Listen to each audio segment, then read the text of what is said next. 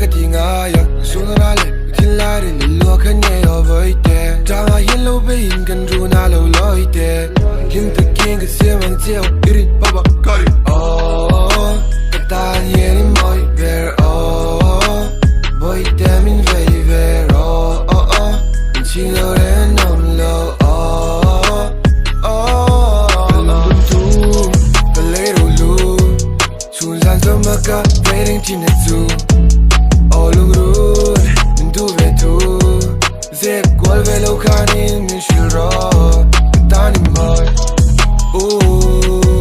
ta đi mỏi ta đi mỏi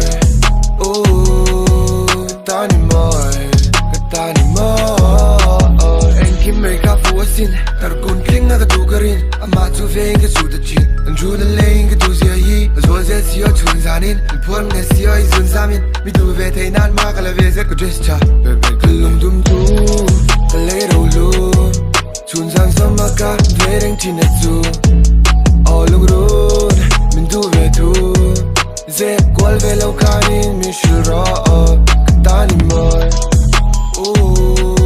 cái ta đi mỏi cái ta đi mỏi cái ta đi mỏi cái ta đi mỏi lùng tum tu cái lấy đầu lu chun sang sớm mà cả về đến chỉ net du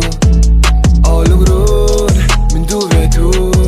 dẹp qual về lâu khăn in mình chưa rõ cái ta đi mỏi cái ta đi mỏi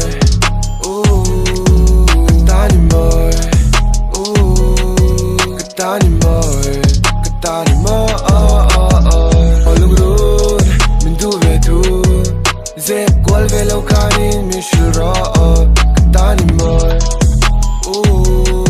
cái ta đi mỏi cái ta đi mỏi cái ta đi mỏi cái ta đi mỏi lùng tum tu cái lấy đầu lu chun sang sớm mà cả về đến chỉ net du lung run mình tu về tu dẹp qual về lâu khăn in mình chưa rõ cái ta đi mỏi